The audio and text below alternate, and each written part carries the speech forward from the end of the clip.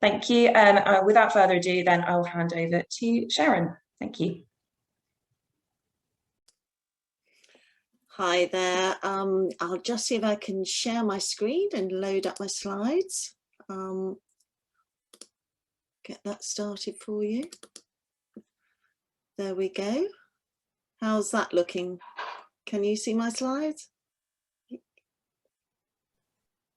Yeah? Yeah, that's great. Thanks, Sharon. Okay.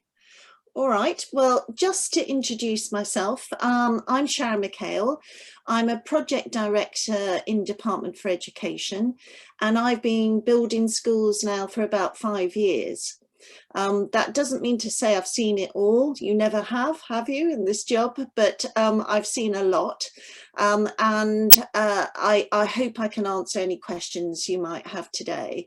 What I'll do first is I'll take you through my presentation, which shares a few top tips and things to remember during your handover process, and then you can fire away and ask me any questions you might have. I'll do it. I'll try and cover all the situations you'll be in. Some of you might be very experienced about moving into your permanent builds. You might have done that on other trust schools or whatever. But there might be still things bespoke to your site which are unusual this time. So there might be a few top tips there. Or this might be the first time you took responsibility for a new building. And, you know, hopefully there's quite a few new top tips here. So,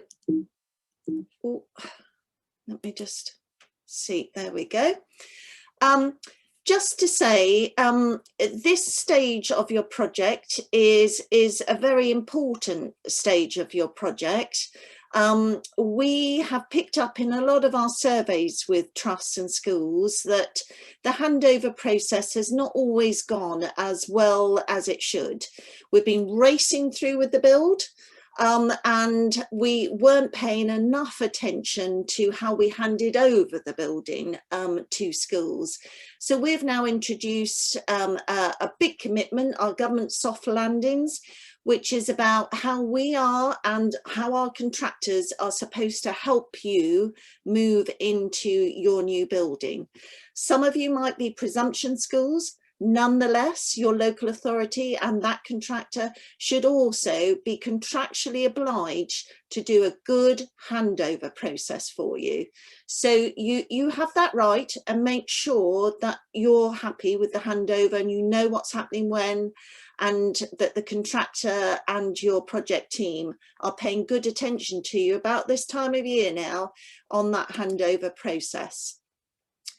You'll be very familiar, I would hope by now, with your capital project team, but I will flag one important person you might not have had much to do with on your builds so far, but who will be very important now, is your technical advisor. If you're on a DFE project, they're most likely from a company like Mace or Turner and Townsend. And why they're very important right now is because they should be going to each classroom, reception area, sports hall, and signing off with the contractor that we think that contractor has met our standard. They'll be snagging, they'll be very detailed, every light fitting is where it should be, the carpet is how it should be, there should be a major build clean going on. So that technical advisor should be about now visiting site very often and checking that the contractor has done what they should do. Ultimately, the technical advisor will give the contractor practical completion, i.e. to say that they have met our standards. As part of that, they will have to have building control sign off. But building control is not having met our standards. That's about basic safety. The technical advisor goes one level further. Have they met what DFE expects from a contractor working on one of our school builds? If you're a presumption local authority one, it will be very similar. There should be someone going around doing that snagging, checking off work, and that will be your technical advisor. So worth getting to know who that person is. and pointing out anything to them that you're worried about. I was just going to talk to you now about the current situation. I flagged that we did pick up some evidence about this piece of our projects not going as well as others. And why handover really matters is, particularly if you're taking handover of a large secondary school, your fuel bill on that could be 90,000, 100,000 a year. And your understanding of the life cycle, the performance capability of that build is really important, because you'll be stuck with the bills on running this building efficiently. And making sure you understand what are the performance requirements on this building, and how you can get the best out of this building is really important. Because I have been around schools, a sort of a year in, who are running schools with windows open because they don't know how to control the heating system properly. You wouldn't believe it. So making sure you've got that proper handover is really key, because ultimately it can cost the school a lot of money if you're not running it the way it's been designed.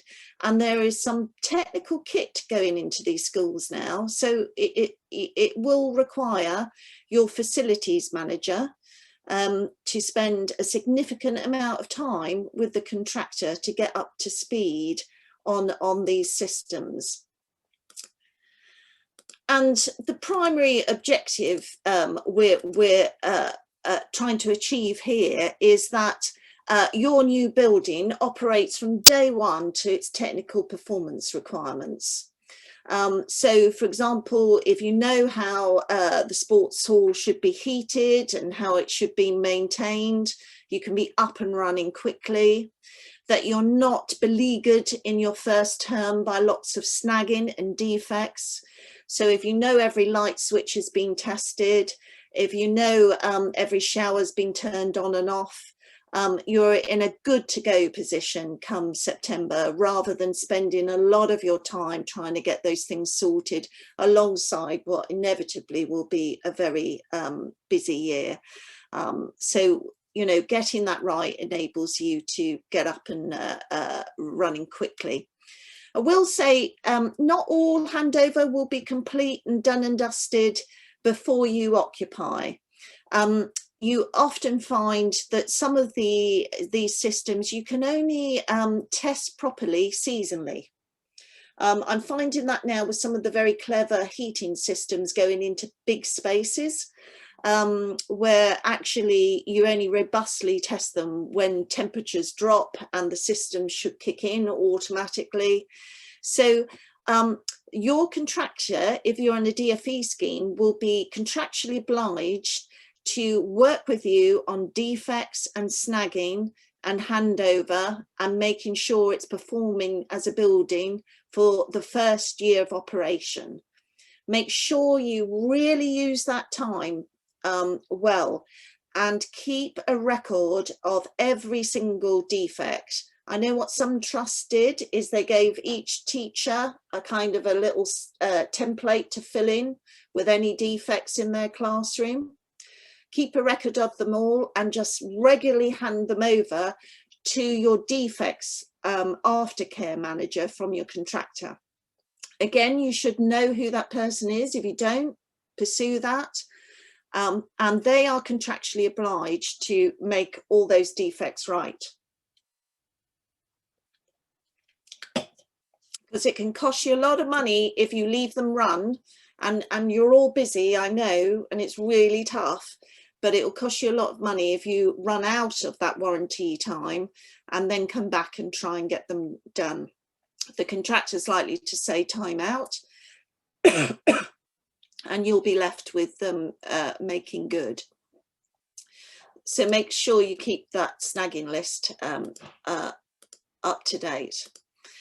Now, there will be a lot of technical stuff the contractor will be handing over as well. Not so much if you're moving into temps, but definitely if you're moving into a big old secondary, you will get what's called your building information modelling pack. It used to be literally big folders. It's now all online. And each system within your building should have basically an operating manual. Now, your facilities manager should get familiar with this. And what's important about that, which is really worth noting, is some of the services will have particular servicing requirements. It might be every 3 months the water needs to be adjusted, or the oil needs to be adjusted, or your boilers need a flush through, etc. You can really destroy systems pretty quickly if you don't maintain them properly. I've got a problem with a brand new school secondary build now, 5 years in, who never maintain their boilers properly. And that can be a £200,000 bill.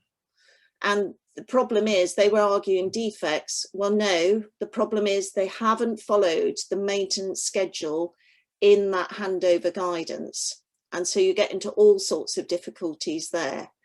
So understanding the maintenance requirements of all your various systems, it is important. Now, a lot of that won't be for you. I don't know who's here today. Maybe it's head teachers, chairs of trusts.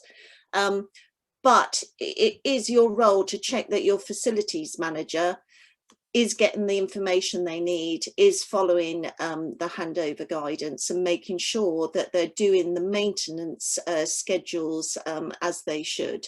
Some of you might be very familiar with this, but I have seen it go awry in too many builds.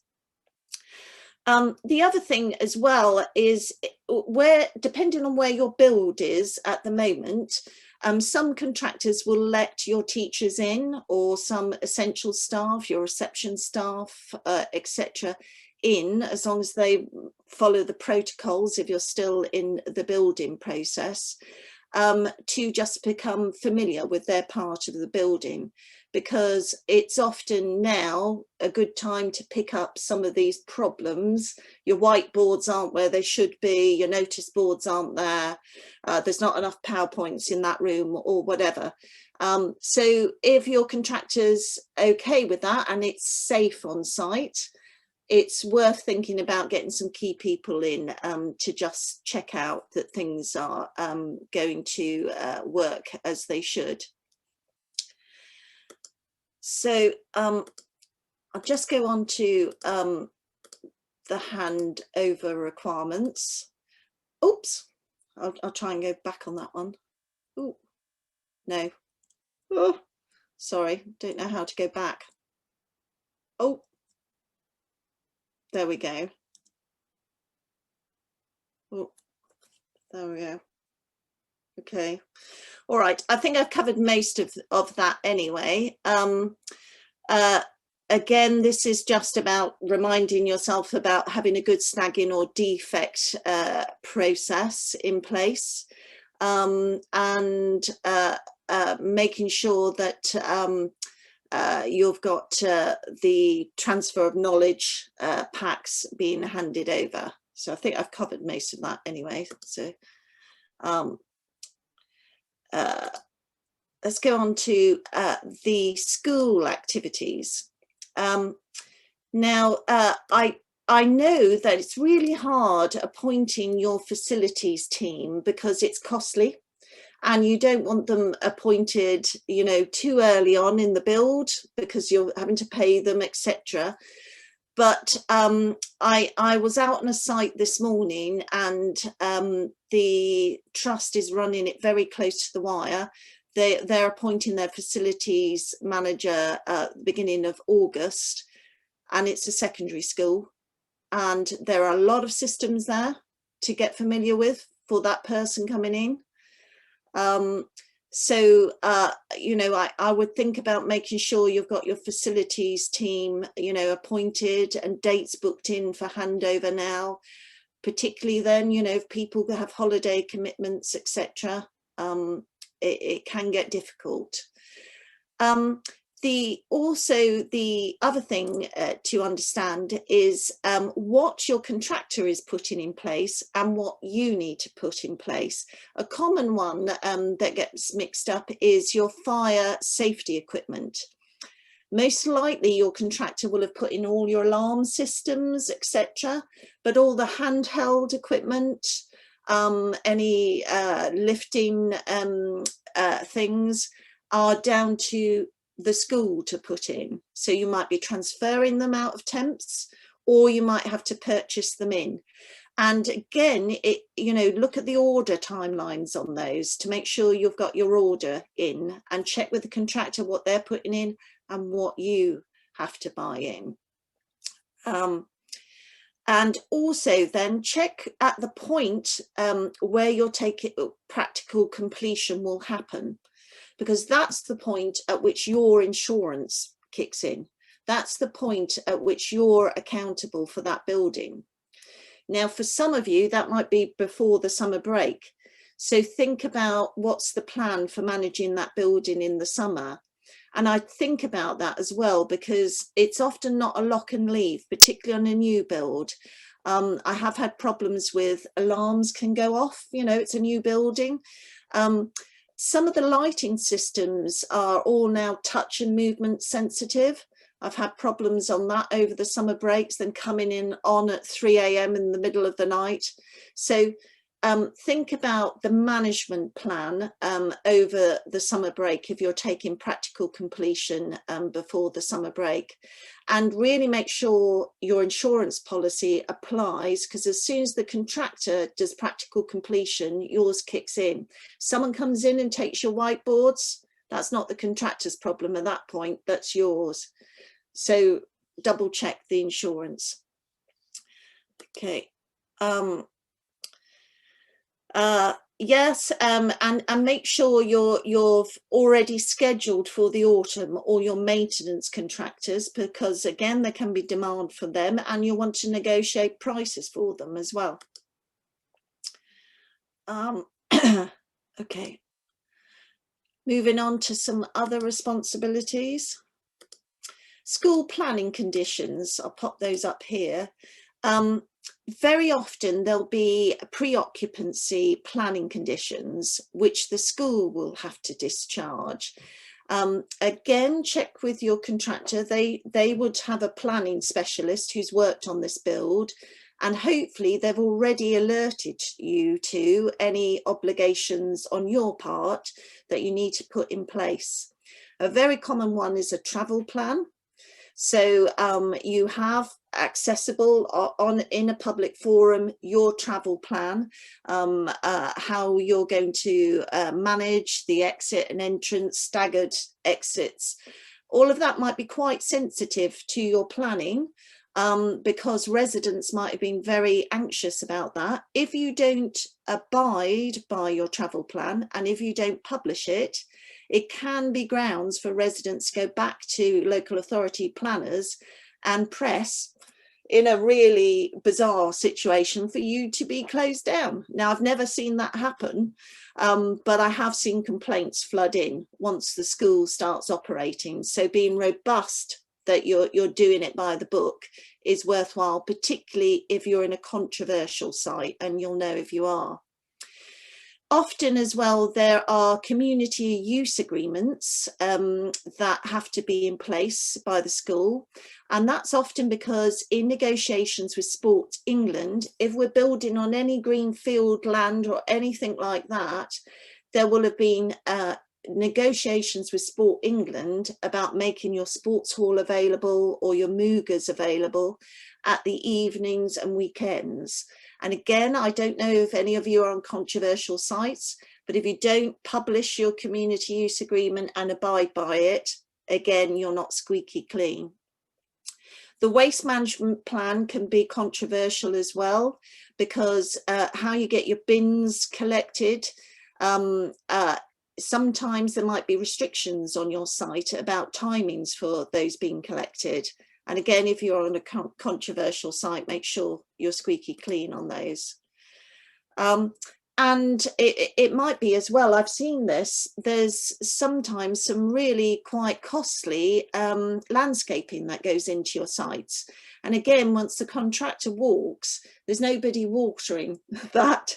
So think about the summer. You don't want all those costly plants to die over the summer. So it sounds obvious, but I've seen all these things happen, so just sharing that with you.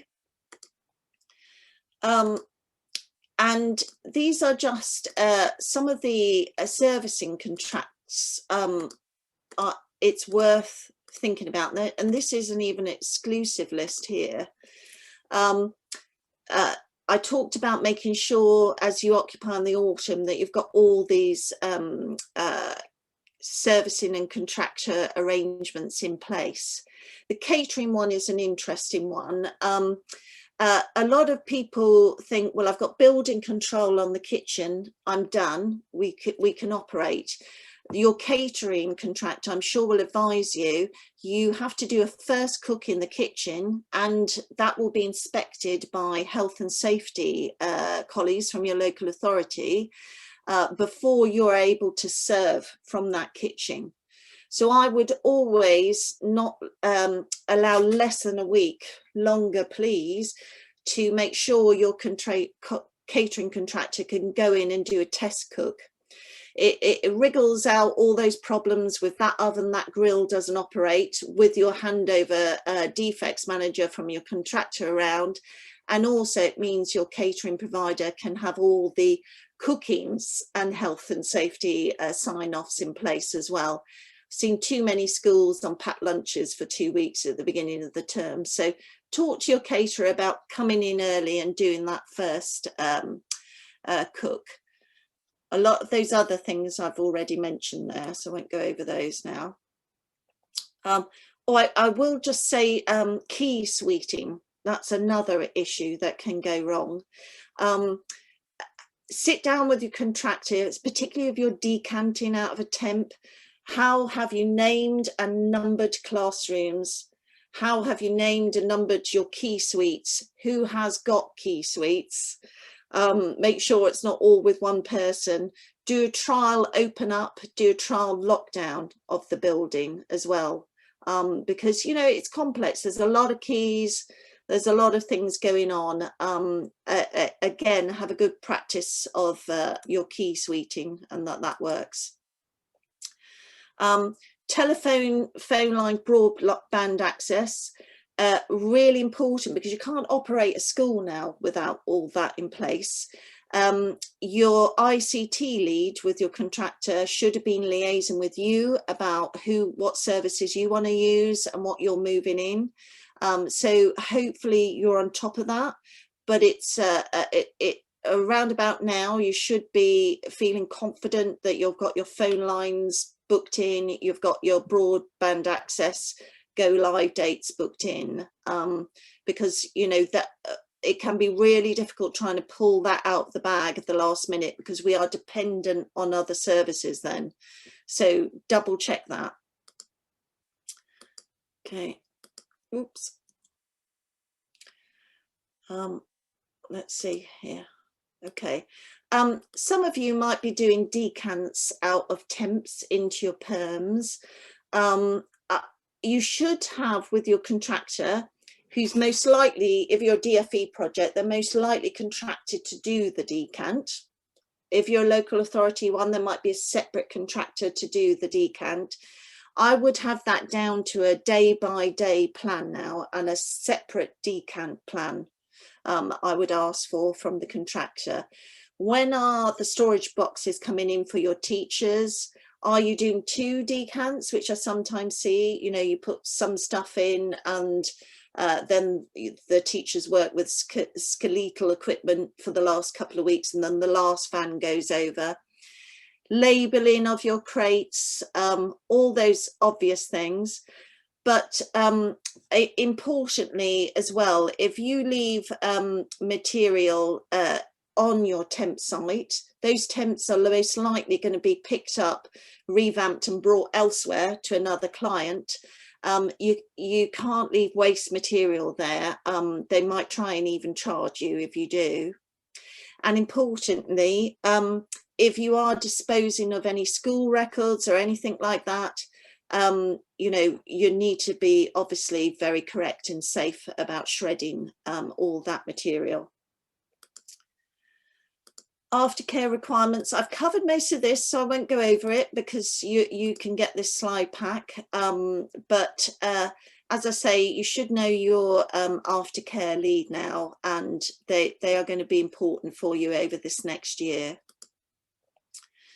And again, I would think if you're moving in September, a good contractor will actually leave someone around on site for the first 6 weeks or so, because that's how often you can encounter problems. So particularly if you're a large secondary, I would be pushing for that. Someone on site in an office somewhere available to you to sort out problems, because that can be really handy for you.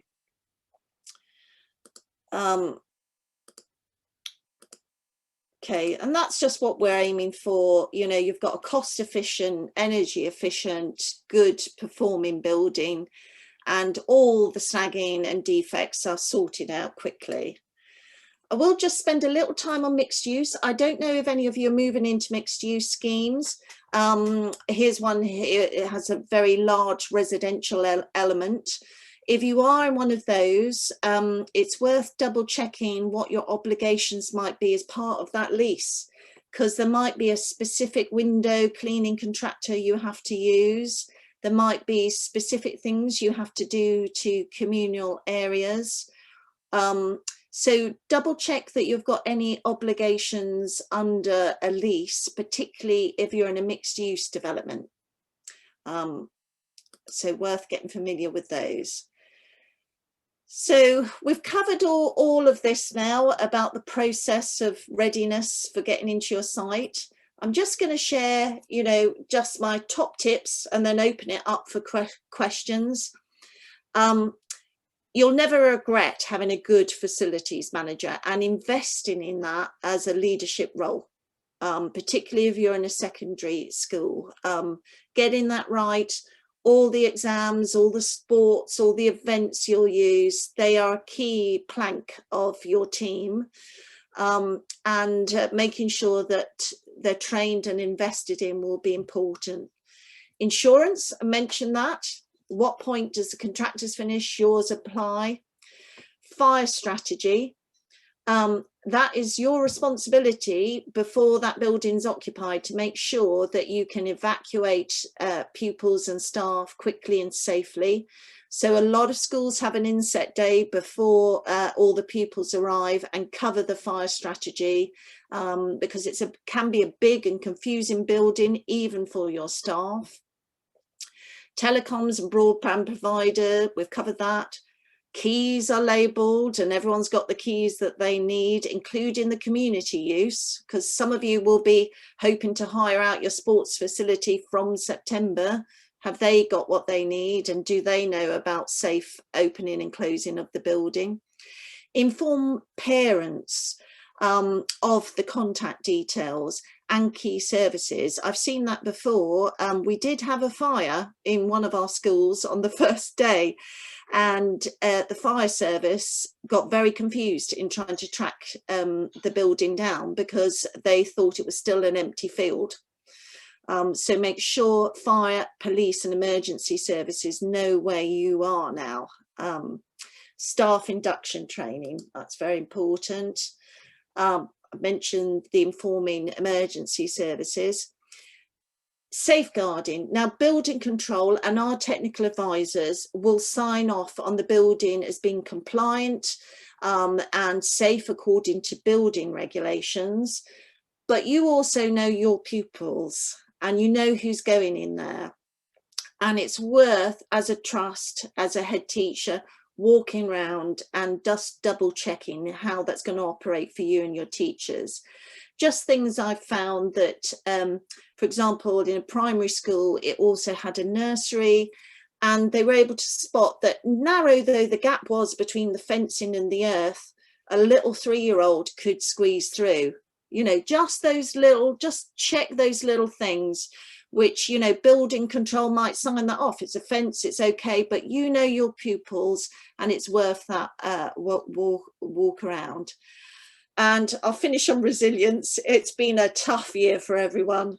I'm excited for you moving into your new building. Enjoy it. It's been a long journey. And this will have felt like, oh, there's more work to do, but it's here just to try and help that move into your new building go as smoothly as possible. So good luck, and fire away with any questions. Thank you very much, Sharon. I think that's really useful to go into that level of detail. I hope everyone found that helpful. So we do have a few questions through. Damien, are you okay to sort of talk through your questions? Probably easiest if I just ask you to unmute and also directly. Okay. Sure, yeah. We're moving into our permanent site November 22.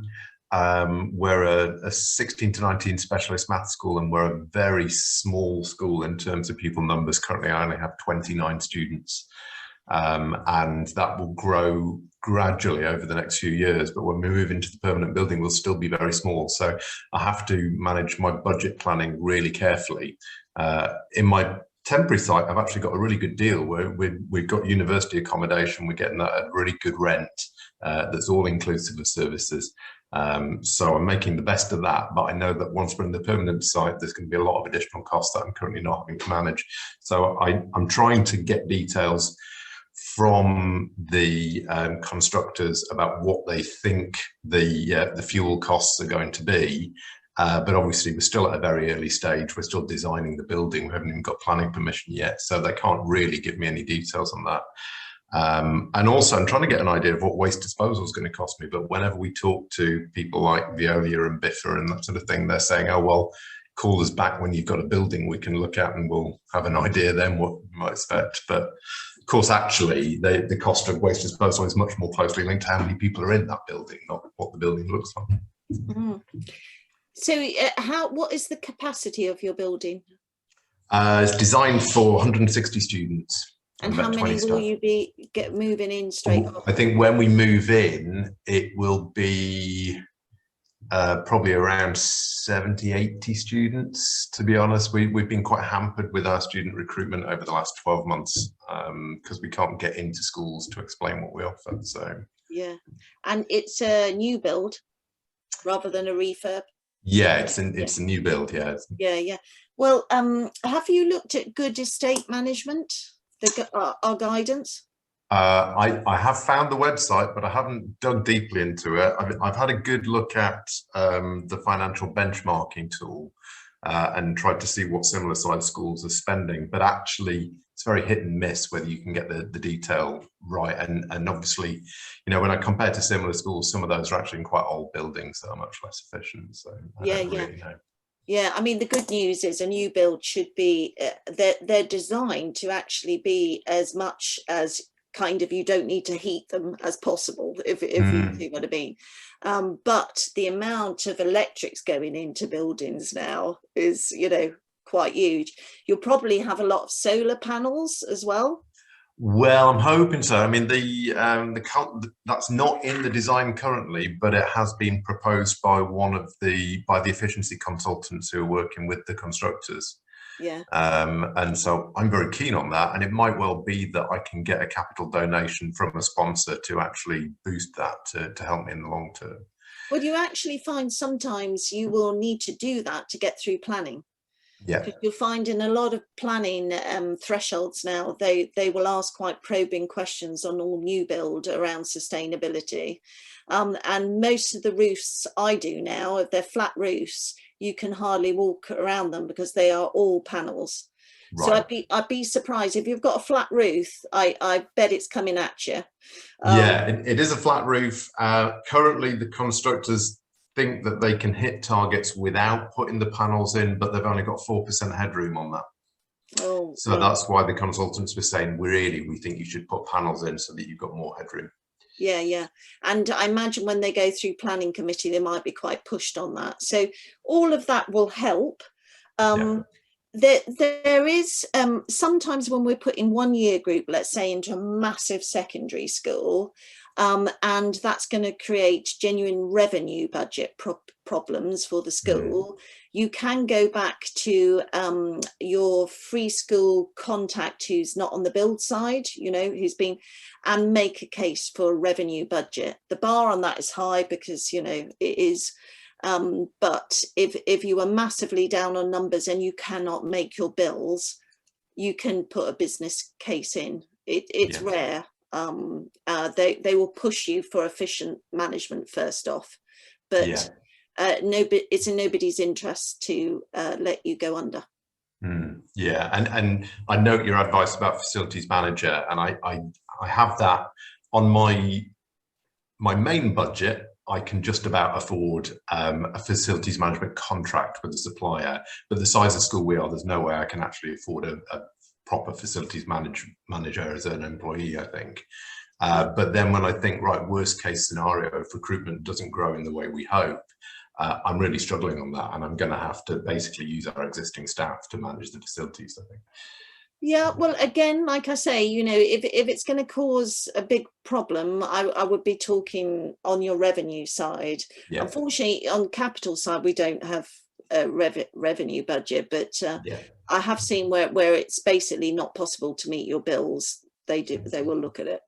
Okay, so actually my original question that I didn't really ask is, will I get a good estimate of costs from the constructors, and at what point should I expect to receive that from them? You won't get it until you're post planning, because I mean they could give you an indication pre-planning, because they'll have submitted the design, they'll have done the design work. If they're building it for us, they will have specs for that size of building and the typical energy consumption, etc., and they should be meeting that. So you know, once the design is worked up and almost ready for planning, you could be asking them, and certainly post planning, what are the typical running costs of this building supposed to be? They should be able to answer that. Okay, so that's coming up pretty soon for me then. That's good. Yeah. Thank you. Lovely, thanks. And Damien, we've got some slides on the good estate management and how to sort of navigate that as well, that we'll have to send over and share as well. Lovely. There are a couple more questions in the chat from Mulv. If we got you on the line, happy to unmute and ask directly. Hello there. Hi. Yeah, sorry, my camera's not working, so hopefully you can hear me. So two hopefully very simple questions. I picked up on a couple of things that you said, Sharon. So one is we need to get HSC sign off for the kitchen, which completely makes sense. I just want to double check if by that you do mean the local authority environmental health team, presumably. Yes, I mean, your catering provider will be more than familiar with this. Okay, fine. You will have to come in and they will check that, you know, you've got safe premises to produce hygienic food. It's not to do with the building per se. It's just that, you know, you've got hot water in the kitchen. There's washing hand stations. There's separation of cooked and clean food. Your catering provider will know all about that, but to prep for that, just in case there is something wrong with your kitchen, allow contingency time. Okay, brilliant, thank you for that. And the other one was again informing the emergency services. It feels bonkers, but I guess it is just as simple as phoning the police and the ambulance service and the fire service up and just saying, we've got a new school, this is where it is. There's no more formalities or forms to fill in as such. No, your local services, and if you go in and I don't know, you Google, I don't know, Hampstead fire services, they'll give you contact details, and it's non-emergency, and you give them your new postcode. So hopefully you've got your postcode as well. And just tell them you're there, and they'll really appreciate it, because you know, the records don't move as fast as you do. No, that's great. Okay, thank you for that, and thank you for the presentation as well. Thank you. Thanks. Lovely. Have we got any more questions coming through from the floor? If not, I've got a couple for you, Sharon, as well. So one of the things you spoke about was in terms of the sort of decanting process and the contractor's role in supporting with that, and obviously the sort of wind down for teachers in terms of their day-to-day and starting to put things in boxes and things. Have you got any tips to sort of support schools to do that without causing as little disruption as possible, really, to sort of teaching and learning? Have you seen any sort of schools do that particularly well, or vice versa, anything to sort of avoid on that front as well in preparing for a decant?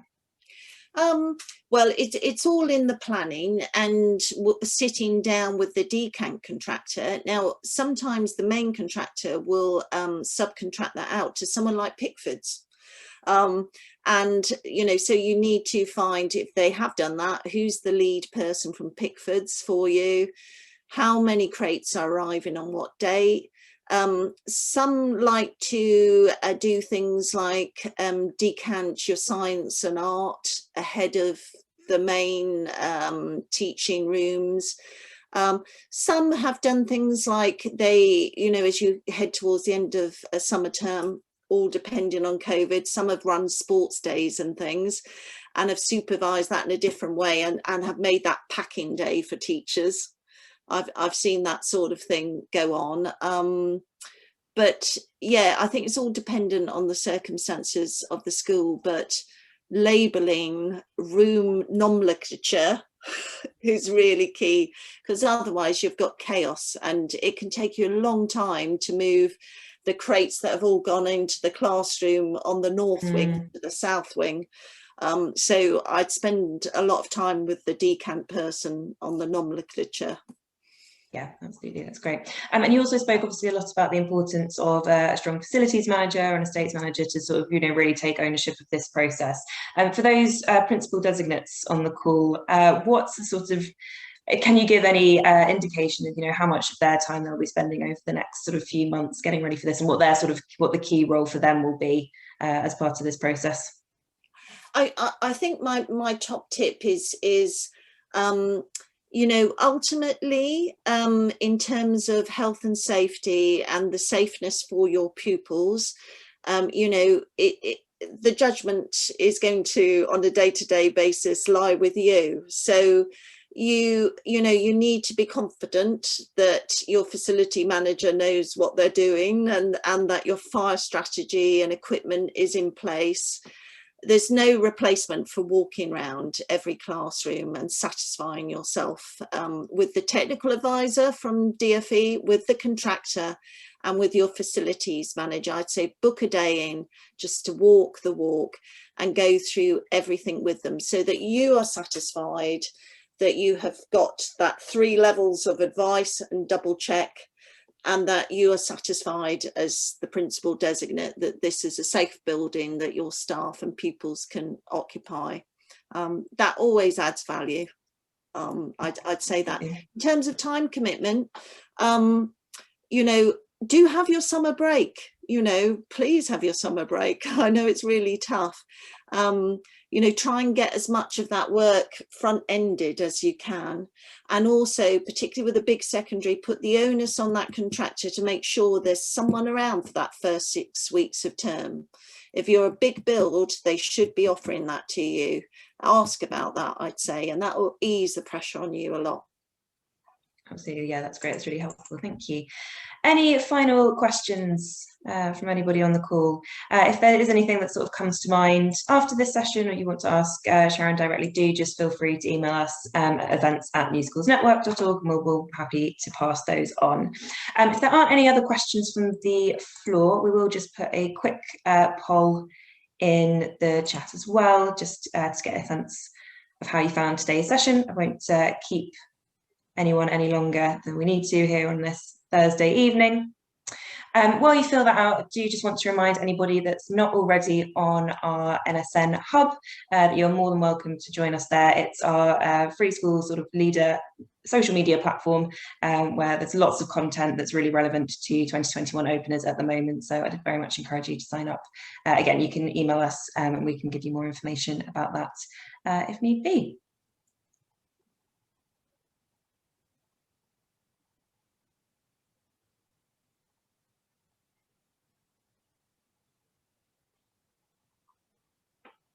Lovely, thank you everyone. I hope you all have a wonderful half term. Have a good break, and again, huge thanks to Sharon for taking the time today to share her experience and expertise. Good luck. Good luck. Nice speaking to you.